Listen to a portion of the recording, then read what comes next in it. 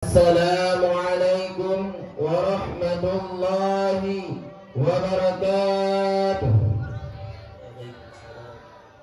Bismillahirrahmanirrahim. Alhamdulillahi rabbil alamin wal 'aqibatu lil muttaqin fala 'udwana illa 'alal zalimin. Wassalatu wassalamu ala ashrafil anbiya'i wal mursalin nabiyina wa habibina Muhammadin arsalahu Allahu rahmatan lil alamin wa ala azwajihi at-tahirati ummahatil mu'minin wa ala alihi at-tayyibin wa ashabihi al-ghurral mayamin wa man tabi'ahu bi ihsan ila yaumiddin. Amma ba'du. فقال الله تبارك وتعالى في القرآن الكريم: أعوذ بالله من الشيطان الرجيم بسم الله الرحمن الرحيم قد أفلح المؤمنون الذين هم في صلاتهم خاشعون والذين هم عن اللغو معرضون. صدق الله العظيم. Ta'zim dan penghormatan yang saya muliakan kepada walidi selaku pemimpin Pondok Pesantren Nahjatul Fatah. Ta'zim dan penghormatan yang saya muliakan kepada segenap dewan juri dan yang saya hormati kepada para peserta, kemudian kepada seluruh hadirin hadirat kaum muslimin dan muslimat yang saya hormati, semoga dirahmati oleh Allah Subhanahu wa taala. Dewan Hakim yang mulia, sidang talabah yang berbahagia. Hidup ini bagaikan suatu perlombaan. Di mana kita katakan suatu perlombaan, pasti ada yang namanya kekalahan atau kemenangan. Begitulah perumpamaan kehidupan ini. Maka marilah kita berpikir, mengingat yang mana manusia ini diciptakan oleh Allah Subhanahu wa taala dari air yang hina. Dalam air yang hina tersebut terkandung berpuluh-puluh bahkan berjuta-juta embrio. Kemudian berlomba-lomba, berlari-lari ke ovo, sehingga embrio yang pertama sampai, itulah yang tampil sebagai pemenang. Begitulah kehidupan kita ini. Kemudian lama-kelama Allah jadikan embrio tersebut menjadi alaqah, segumpal darah, kemudian mudghah, segumpal daging, hingga sampai tahap ahsani taqwim. Embrio sekarang sudah jadi seorang manusia. Begitulah kehidupan kita, adalah embrio yang berlomba-lomba, yang berlari-lari ke ovo, yaitu kemenangan. Tapi problemanya pada hari ini, banyak sekali estimasi atau penafsiran yang salah dalam memaknai kata menang, sehingga cara untuk kita menggapai kemenangan pun sudah menimpa. Kamu lihat kerenuh mempeluk santan, menang habatan selan. Kemudian Allah memberikan kepada sebahagian kita manusia ini kelebihan. Allah memberikan kepada sebahagian kekayaan, harta yang banyak, jabatan yang tinggi.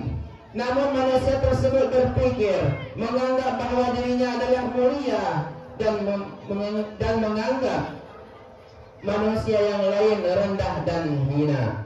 Maka marilah pada kesempatan ini kita melihat bagaimana kemenangan dan kemuliaan menurut versi dari Al-Quran yang telah kami rangkul dalam satu pidato yang berjudul dengan iman dan takwa kita menggapai kemenangan dan kemuliaan. Dewan Hakim yang mulia, sidang talabah yang berbahagia, kita hidup jauh daripada kurun baginda Nabi besar Muhammad sallallahu alaihi wasallam, sehingga barometer atau tolak ukur kemenangan pun berubah-ubah. Ada yang beranggapan bahwa kekayaan dan jabatan itu adalah suatu kemenangan, sehingga yang jadi bahan pertimbangan pada hari ini adalah uang dan jabatan. Sampai akhirnya kita mengetahui bahwa itu hanyalah bayangan fata morgana, Karena banyak tokoh-tokoh dunia, orang-orang kaya yang bergelimangan harta, namun batinnya menderita, terkena serangan insomnia. Tidak ada kenyamanan dalam jiwa. Bahkan depresi, terkena mental gangguan jiwa, gila-gila karena harta. Tersimpullah bahwa kemenangan rupanya bukan milik orang yang banyak harta, namun bagi orang-orang yang bersemayam iman dalam dada. Begitulah firman Allah Ta'ala dalam Al-Quran, surah Al-Mu'minun ayat yang pertama. Wala aflahal mu'minun, sungguh beruntunglah orang-orang yang beriman. Aflaha ditafsirkan dengan kata faza, menang. Maka nyatalah bahwa kemenangan ini milik orang-orang yang beriman. Sehingga PR kita pada hari ini, apabila kita mau menang, maka jadikanlah kita termasuk golongan orang-orang yang beriman. Adapun definisi daripada iman, yaitu i'tiqadu bil qalbi wal iqraru bil lisan wal af'alu bil arkan. Iman pada syarak ialah diiktikadkan dengan hati, diakui dengan lisan, sepadan dengan perbuatan. Maka apabila sepakat hati dengan lisan, sepadan perbuatan dengan perkataan, iman namanya. Maka marilah kita melihat pada hari ini, begitu banyak orang yang di luar sana, orang yang hebat dalam berbicara, hebat dalam perkataan, namun lemah dalam perbuatan. Yang pakaiannya, yang bajunya baju jubah, bercelana sarung, berkopiah peci, maka jangan kita pikir mereka itu sudah sempurna iman, sudah betul iman di hadapan Allah Subhanahu wa taala. Tidak semudah itu, Ferguson. Maka marilah kita melihat daripada hadis Nabi baginda Rasulullah sallallahu alaihi wasallam yang telah diriwayatkan oleh Abu Hurairah, disusun di dalam kitab Matan Arba'in oleh Imam Nawawi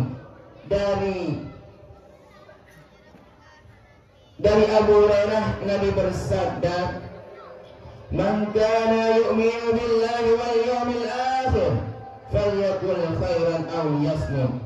Barang siapa yang beriman kepada Allah, beriman kepada hari kiamat, maka hendaklah ia berkata dengan perkataan yang baik, atau hendaklah ia diam, tidak berkata-kata.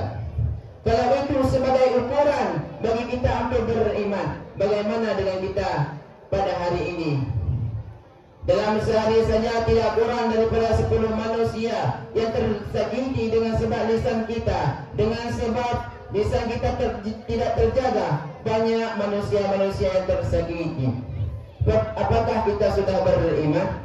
Pada Rasulullah jelas mengatakan bahwa orang yang beriman yaitu falyakun khairan, hendaklah ia berkata-kata yang baik, selalu berkata-kata yang baik. Apabila dia tidak sanggup mengerjakan falyakun khairan, maka auliyasmut, hendaklah ia diam, jangan berkata-kata. Karena dengan sebab berkata-kata yang tidak baik dapat menyakiti hati orang lain. Maka sidang talabah yang berbahagia, iman pada syarak yaitu i'tiqadu bil qalbi wal iqraru bil lisan wal af'alu bil arkan. Itu iman namanya. Namun kriteria daripada orang yang beriman sudah nampak dalam ayat yang sudah saya bacakan tadi, yaitu para aflahal mu'minun, sungguh beruntunglah orang-orang yang beriman. Siapa itu al-mu'minun? Al-mu'minun alladzina hum fi salatihim khashi'un, yaitu orang-orang yang khusyuk dalam salatnya. Itu al-mu'minun. Khusyuk zahir, lambat dalam mengerjakan salat. Lambat artinya tidak tergesa-gesa di saat dia menunaikan salat. Kenapa? Karena al-ujlah minasyaitan. Sesuatu perbuatan yang tergesa-gesa itu perbuatan syaitan.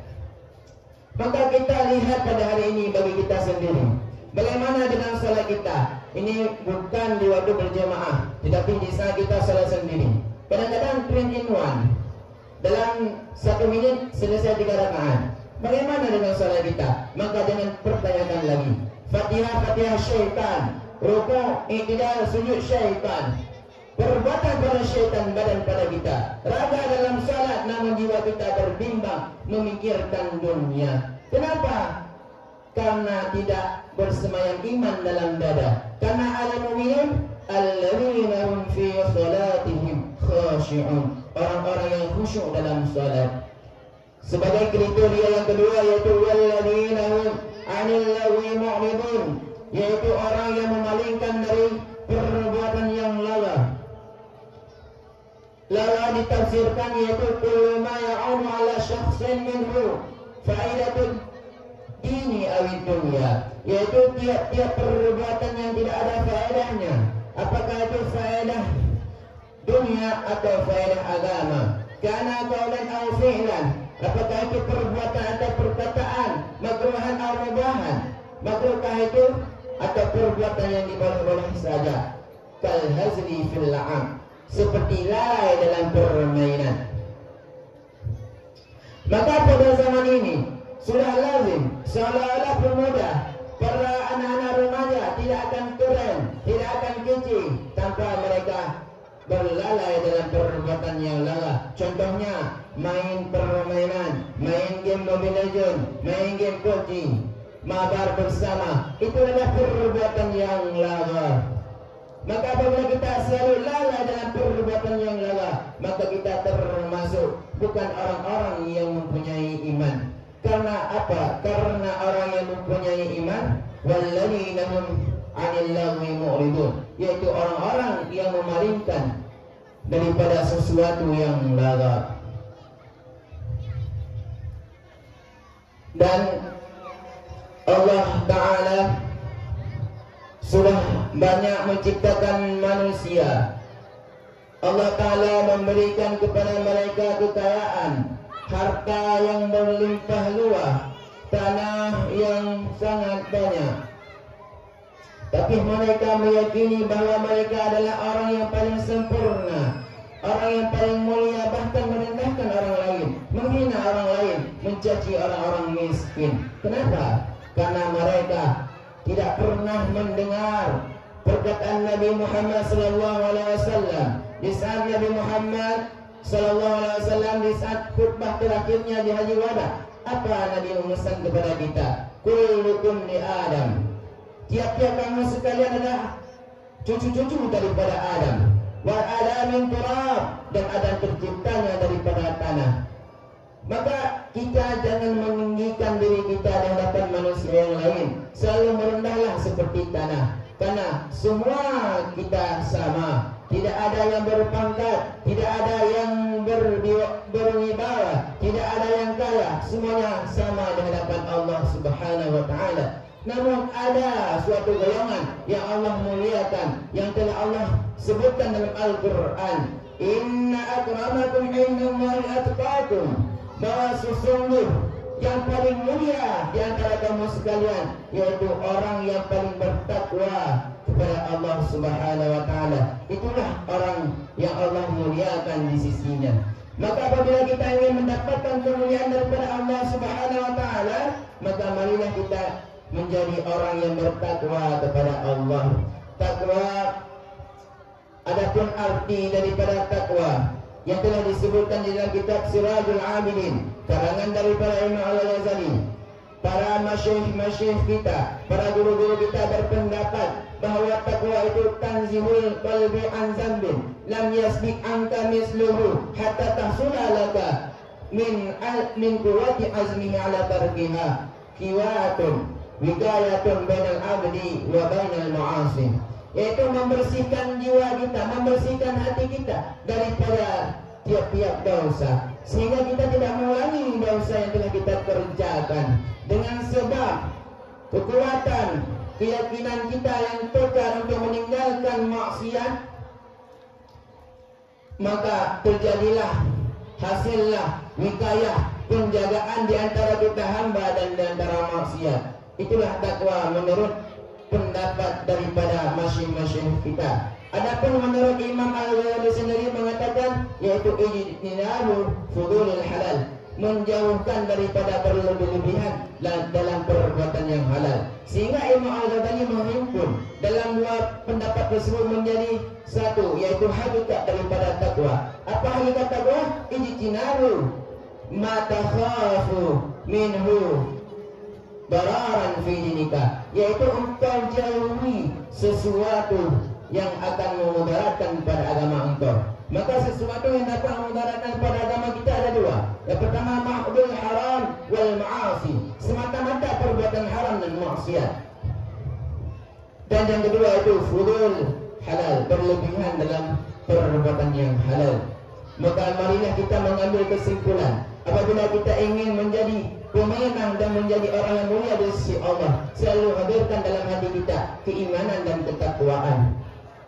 Karena dengan iman dan takwa timbullah perbuatan ataupun amal yang soleh, sehingga dengan amal yang soleh kita mendapatkan keridhaan Allah Subhanahu wa taala. Insyaallah kita akan melihat Allah taala. Hanya demikian yang dapat saya sampaikan. Dengan intaha saya memadakan. Wabillahi taufiq wal hidayah wal ridha wal inayah wal afu minkum. Assalamualaikum warahmatullahi wabarakatuh.